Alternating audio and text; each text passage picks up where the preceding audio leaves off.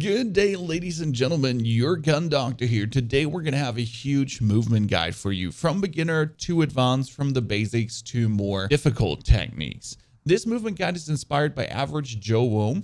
His movement guide is linked in the top left corner. Just go for it if you want to see a controller movement guide. I pretty much watched through all of it and I felt like got to do this for mouse and keyboard and see what can I reproduce from the mouse and keyboard movement in comparison to the controller movement, because controller movement is absolutely insane. And now let's see what we actually can do with mouse and keyboard. We're going to be teaching you really basic things and more advanced things. So just jump to the timestamps where you feel like they interest you, because in the beginning it's setting stuff and then there's more movement stuff and then there's a clip breakdown also happening.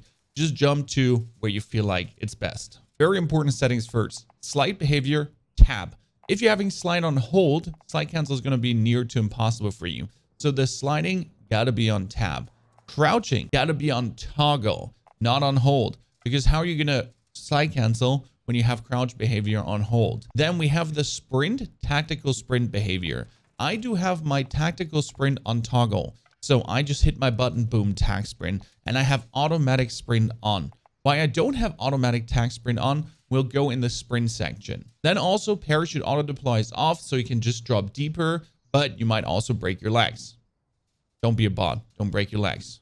Tim the Tapman, I'm looking at you. Very important thing, I changed my crouch slide button to my mouse button. It's away from C, and we'll get more to this in the slide cancel tutorial. So now there's a very important thing with sprinting and tactical sprint. There's something called sprint to fire speed. So when you're coming out of the sprint and you're firing, and then there's tactical sprint to fire speed. And that is when your gun pretty much shoots out of the sprint. So you sprint, you start shooting, or you tac sprint and you start shooting. And as you can see, the tac sprint is delayed. And that is why I don't actually play automatic tac sprint. I know a lot of controller players say automatic tac sprint is the vibe, but the reality is, let's say you want to push someone that's peeking this window here, and you sprint up and you shoot him, right? If you actually do auto sprint up and then he would peek and you would shoot him, you would have a higher delay. Now, one could argue that you just can close the gap faster, be on, and then be there. So that's already where we're going for advanced strategies, right? But the thing is, again, sprint to fire speed and tactical sprint to fire speed. And I prefer to be able to sprint. That's okay. And if I want to tac sprint, I'll just tap my button. But I don't want to be forced to tac sprint by the game. No, I want to decide when I want to tac sprint and when I want to do it, so that I don't have the tactical sprint to fire speed in a stupid situation. I mean, there could be a tiny corridor, really, like you hear the dude just behind this, and you want to run up to him, and since you have auto tac sprint, he just starts straight up tac sprinting, and then you have the tac sprint to fire speed. And these are a couple of milliseconds that easily can get you killed. Therefore, it might be just better to slide up and be up in his face. Now, as we've seen there, slide canceling. It's actually very simple, and I think the main reason why people don't get it done is because they have their settings wrong. Because if you have it on hold, it's impossible. For me, it's very simple. It's a crouch. So you crouch, and while you're in the crouch, you just press double crouch again in quick succession. So it's pretty much crouch, double crouch, double crouch, and you pop back up again. And then you can auto tac sprint. So we have the auto tac sprint, double crouch, tac sprint, double crouch, tac sprint, double crouch. You're just way faster. That's the reason why you do it, because the slide cancel resets your tactical sprint. And therefore, you can just unlimited tactical sprint and get close up and personal and hurt people. That's why you're slide canceling. It's also important to notice, this is your tactical sprint duration. That's when you should hit the slide cancel. So we have tactical sprint, then slide cancel, then slide cancel. So don't do it too early, because you do it too early, it's inefficient. You do it too late, it's inefficient. So you gotta quite get used to the point where your tac sprint just resets. Also, a very important thing about auto tac sprint and why we don't like it is because it's stopping hipfire. So I'm tac sprinting and I'm trying to shoot, it doesn't work, right? I'm running, I'm trying to shoot, doesn't work, doesn't work, doesn't work.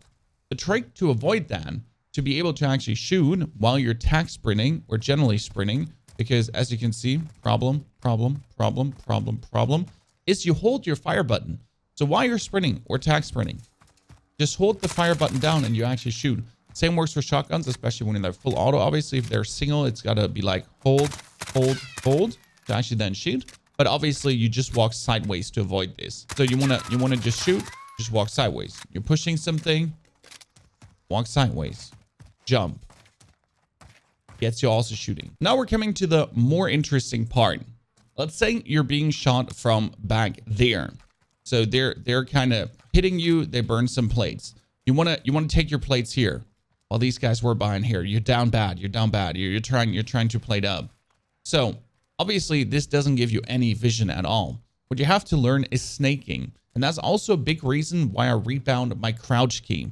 Because my crouch key on C, when you're pressing C, either with your thumb or with your finger, then you're losing your connection to the D button. So if you're now trying to crouch with your pointy finger and you're trying to go to the side, you have to move your fingers. And that's kind of weird, right? So I could then crouch on C, but I can't like move to the left or to the right. I kind of have to use it like this. And even if I use my thumb, the movement is kind of weird, right? It's all being a bit clustered. So having your crouch on C is really not that good. You can put it obviously on shift, but the problem is when you put it on shift, what happens when you actually do move one of your tiny fingers? When you move your tiny finger, this happens, right? So if you put it on shift, you're constantly doing this. So that's kind of like a misadvantage here. It's a bit better if you see here, like you could move around while pressing shift, but also not. That's why I put it on my mouse button, because I can seamlessly move around left, right, back, forward while crouching. And here you can really see what the snaking is doing for you. So you can plate up while you're crouch spamming and you keep absolute ultimate vision. So you could just be down here, right? Oh yeah, I'm playing by audio. Or you could just plate and do this. Is he coming? Do I see it? Is he coming? You know? Can I see it? Easy. This is a very important technique to harness wherever you are pretty much. You're just behind this, you know, they're back here shooting from there. One is trying to sneak up here and you just peek while you put on plates. So you're able to fight these guys off. Now pretty much put your crouch button on whatever button you feel like good, so you can keep your WASD uncompromised. And that's why I definitely put it on another button, and that's where controller players are superior to us. Because think about it, chat. If you're actually having your crouch button on anything on your left hand, you're going to be having to do two things at the same time with one hand. What does the controller player do? The controller player moves, and then with the other hand, he does the crouching pretty much. So he has two separate hands for two different motions. And that's exactly what I did by rebinding it to my mouse, being able to then crouch here without impeding in any way my other movement. So I could really be good off to go. Then we have a simple one. It's called jumping for info. Let's say you're behind here and you're plating up, or you're just reloading. What you should do is you should always get in a jump in between to really know what's happening. So instead of just sitting behind here, plating up, I mean, see, you could be snaking here, but snaking here is useless, obviously. So you're just jumping for info while you're reloading. You're here, you're reloading. You just see if he comes up, so you're able to then fight him off. Now, a very important lesson to learn is something I have to improve in myself. You peek here, you get blasted from this direction, you are heard, you go behind, you plane. You try to listen where he is, and as soon as you hear him, you jump out. That's wrong. What you should be doing is you get blasted from here, right? Back here. He's just sitting there. What a meanie guy. So what you're going to do is you're going to plane, but while you're plating, you're pretty much throwing a shoulder to see if he's moving up. Is he pushing you alongside here? So you're plating and you're throwing your shoulder to get the knowledge. One thing you have to learn though is when you're throwing your shoulder, always do it on the right side, because the right side peek has a lesser player model reveal than the left side peek. If I'm peeking left side here like this, so I get shot from back here and I'm trying to left side peek, you show more of your player model as when you're peeking on the right side. So the right side, if I'm like looking from here, he can barely see anything. But if I'm looking like this, he can see everything. It's just like how these games are coded. It's always the right side peek is definitely preferred. So wherever you are, you're sitting in that window and you're sitting at this window now and you're getting shot from here. You get a plate up and you're thinking about shouldering to get some bonus knowledge. Always natively do it on the right side here. You want to have a peek? Do it on the right side. The right side just gives you a better, less player revealing feeling here. I know the left side here is what you want to do, but it's always better to do it on the right. Also, you can combine these two techniques. So you can use the snaking plus the shouldering. So you can pretty much here be hidden, right?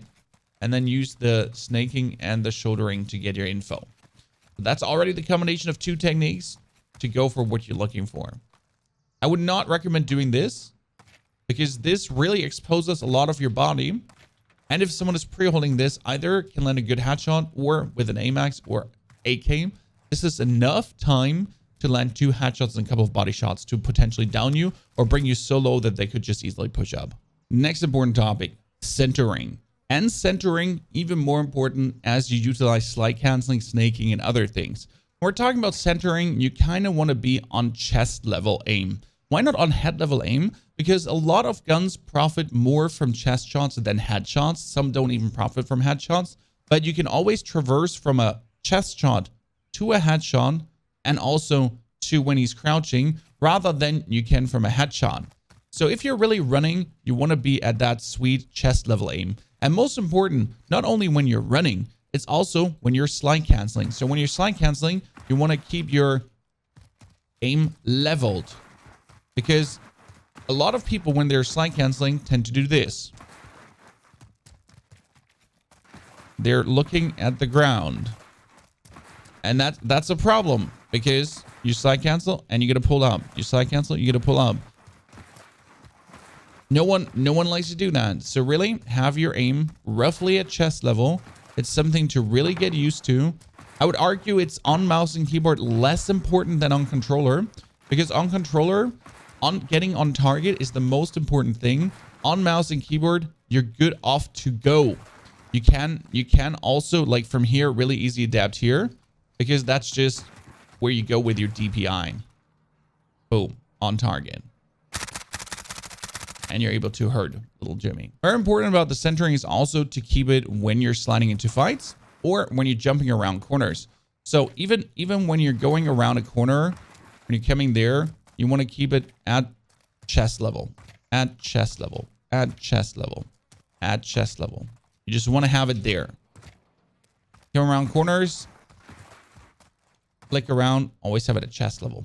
It takes a lot of getting used to and conscious effort from your side, but that is already a great improvement because you're more ready to fight straight away. Bunny hopping. I guess the most important topic for a lot of people. Why do you bunny hop? Why don't you bunny hop? And what is the advantage of it? It's pretty much very simple. When you're walking out of a cover and there's a player here, you could just do this. Great. You just walk right into the aim. He's going to be centered. He's going to be on chest level aim. He's going to be expecting you. Now, you could also just do this. That would already throw him off because he's just aiming at here. He's looking at chest level, most likely. So you're going to be going below chest level. That means he sees you coming out. He sees you coming out. In that moment, he's here. Then he sees you going down and back up. So that's going to be like giving you a second where he will have to adjust to this. And especially he has to get on target. And that's good when you're coming out. And then boom, you're popping back up. So come out, boom, pop back up. That's already a good one when you're using a slide cancel to get around this aim. But what also is very good is when you're coming with a bunny hop out. And why is that so good? It's very simple. So the person is going to be aiming at chest level again. And what you do is you give him your legs. So he's going to be on chest level. And the first thing that happens is, oh boy. Oh boy. So that's literally what's happening on his screen, right?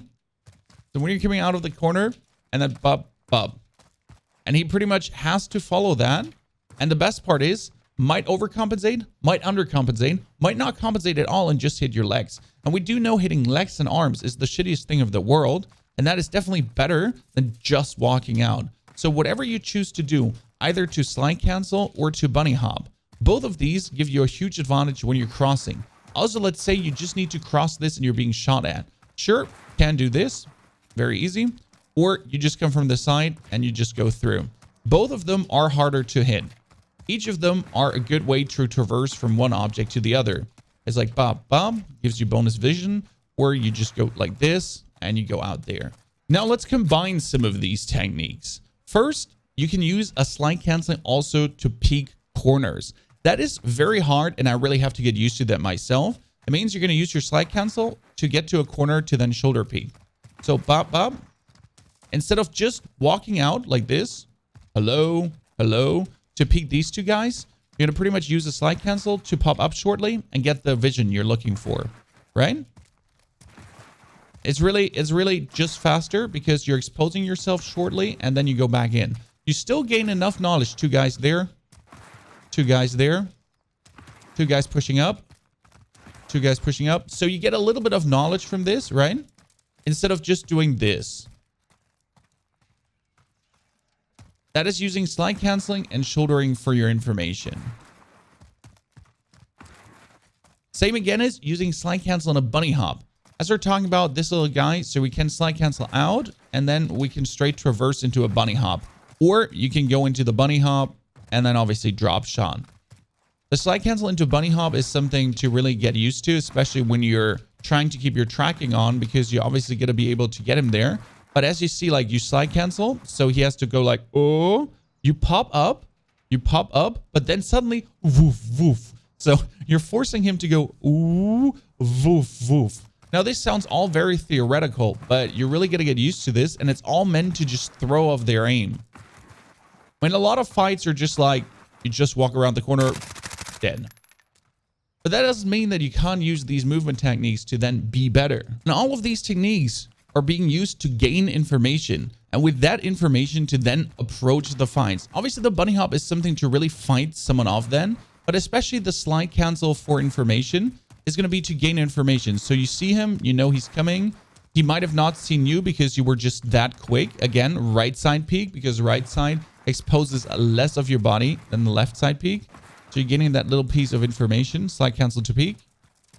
It's really tricky to time because you pretty much got to know how long your cancel is and when how long your slide is and when to cancel it to then go back in and get information, and then you play with that information. Then you know they're coming. They're like 10 meters away, and you go out, bop, bop, slide cancel. You go out, bum, and then go into the B hop. Many things possible here to then just get the information, to then pick the fight, to reposition, to use your bunny hops and slide cancel to traverse faster, to then be in their flank because they haven't seen you before. Now, there's something called a fadeaway B hop that I really do have my problems with integrating in my day-to-day gameplay. I'm really trying to use it to get my opponents ranked and especially to reproduce it continuously. It's a very simple strategy to just move from one object to the other to not be tracked and hid that much. Especially it's a combination of the shouldering technique into even more. Let's say you're getting shot from little rascals here and you're using snaking to notice that they're pushing up and you're deadly hurt. So what a lot of people would do, they would just sit here, just really wait for their inevitable death. But what you can also do is, instead of waiting for your inevitable death, you can peek, see that they're coming, jump up, shoot, and do a fadeaway B hop into cover. Okay, so you're gonna be able to shoot and just do a jump away B hop, because you could just walk this. Walking this, you're 100% dead. There's no question. You could slide this, but they still have enough chance to get you. The B hop is harder to track. You can shoot during the B hop easily, and you can get yourself into cover. Shooting versus while the slide is a bit harder because you really got to look in the direction that you're sliding in, and then you still got to get it. The B hop has the advantage. You see. You walk back and just B hop out of it. It's kind of like a thing to go for in the long run. You can see people here. You can look away, B hop, and get on target. But the fadeaway B hop is really something that I feel like that is something that the controller player does with an ease, better or more secure than us, because you kind of can't like look back, keep the tracking on, get the tac sprint off, and get in there.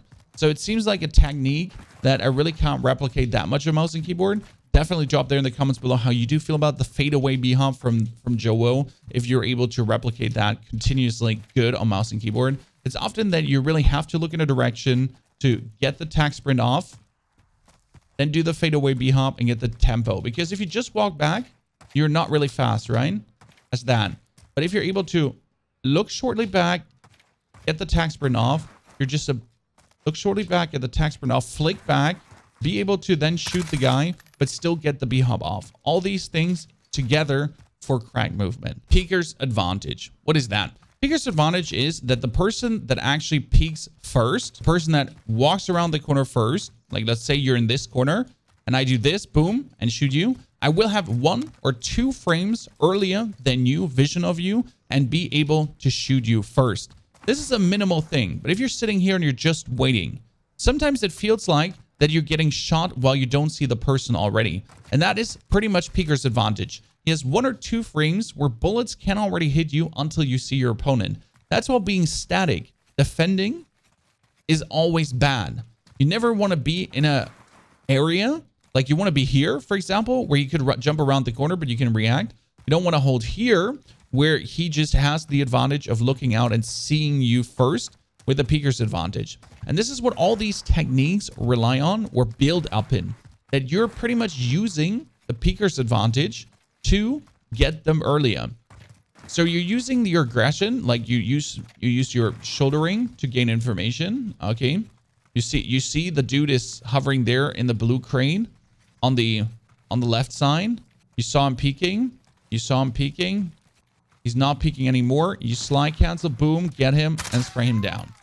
And that's kind of like you have to use your advantage. You have to use the Peeker's advantage to really get there early. But again, don't forget, always try to get people on the left side. So if this guy's peeking here left, he's at a disadvantage compared to peeking to the right. So if you're able to push him, you have 2 choices, right? You saw him going for it. You saw him going for it. You saw him going for it. So if you go here, he has a right side peek, which is natural and easy for him. So if you would have a choice, you would go rather from here so that the dude has to do this. Like, look how uncool the movement is. Like, I'm hovering around here, right? I peek. Okay, I see him. I peek. I see him. Now he comes from here. Very easy. Very easy also Hipfire-wise. Now, you know, you didn't see him. You hear steps to your left, and you have to look here to see him. Do you notice how uncool this is already? Like, just from a mere movement, gun positioning, and everything perspective. He jumps out here. He jumps out here first. And you can kind of see like how shitty that is with your gun to track. Now, let's say he jumps out here first. Oh, your gun is already more or less pointing at the opponent. And that's where you always naturally got to get used to trying to get your opponents on the left side. Don't try to get your opponents on the right side. Now let's look at some clips and break them down for you, but at the same time comment on what I could have done better and how I could have employed more of these movement techniques. Because pretty much I'm still trying to learn all of this. I know how all of this works, but I'm trying to incorporate it into my movement overall. So we're pretty much moving up here. See, this guy had a little slide cancel happening. I think my biggest mistake here, even though I had the guy straight away, he kind of strafed into my aim. So he was doing the mistake of peeking a corner instead of shouldering a corner. See, he just walks out, walks back, but he didn't actually peek. So he walked, looked, but he didn't really check the situation. So he wasn't doing his shoulder to check if anyone is there because there was fire around. This was battle zone, it's zone 5. He just walks out looking at the wall. She really walked around the corner and checked because at the wall, there's no knowledge. And then she walks out, doesn't really shoulder shortly. No, just completely walks out crouch, which is slower than walking out, obviously standing up.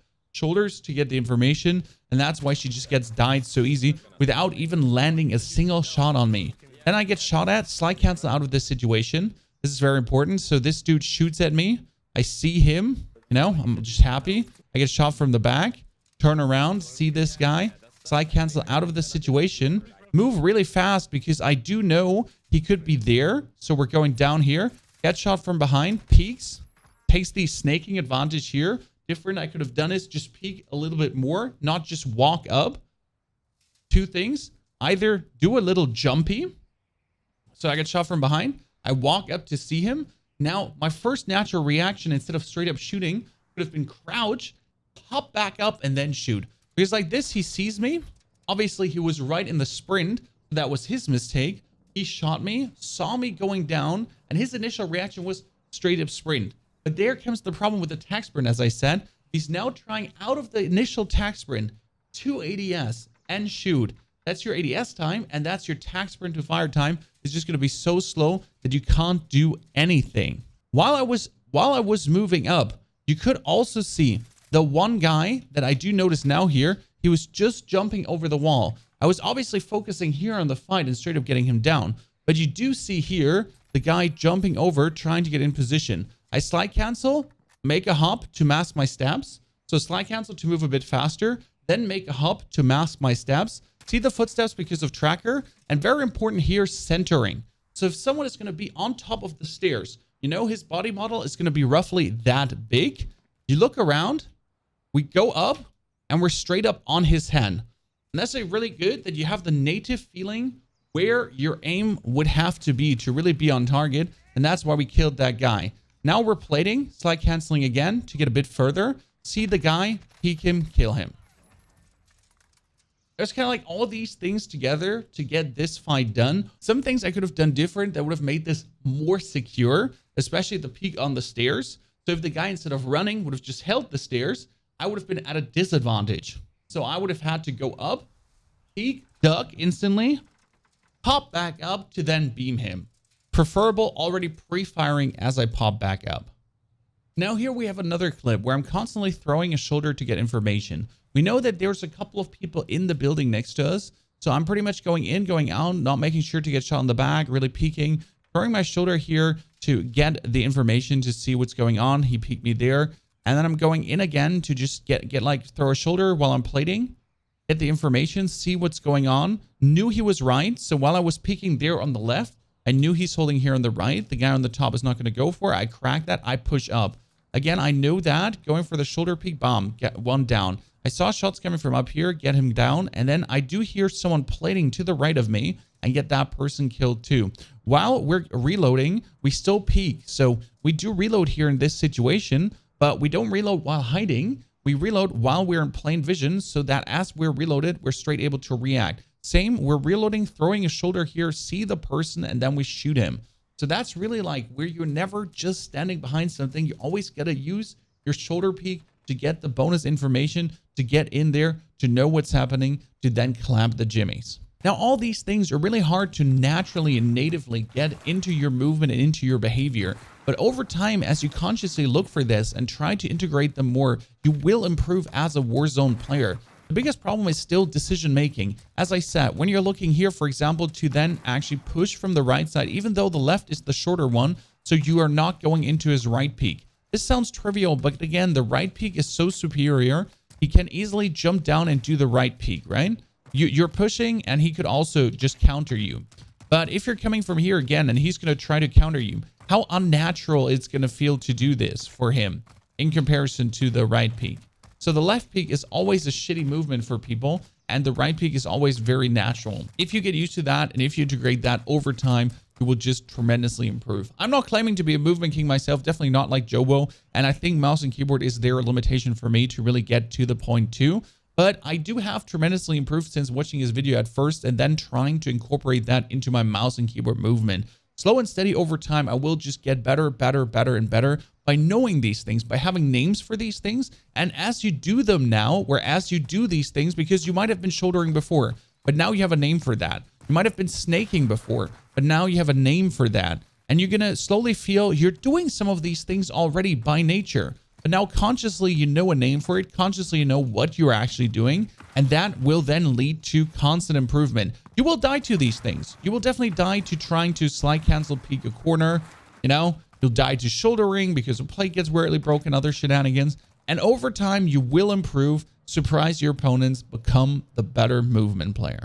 Ladies and gentlemen, I hope this helps you. Please give me harsh feedback in the comments. Give me the critique. Throw it at me. What do you think? If I missed something that you think is very important, this is definitely inspired by the Jowoe guide that is linked in the description below. And I was really trying to reproduce this on mouse and keyboard. Don't forget to subscribe for your way back for more. We'll see that we do an updated version after a few months, after I improved even more movement-wise, to see if then we have more things to share for you. Thanks a lot for being here. Thanks a lot for pushing the channel so far and allowing me to do this content. Without you, I would not be able to do this. This has become a steady and huge part of my income as a content creator. So I'm happy that YouTube is working out that good, and I hope we can grow even further. Now go out into Verdansk, clap those jimmies, apply those tricks, and tell me how it went for you. See you soon in Verdansk.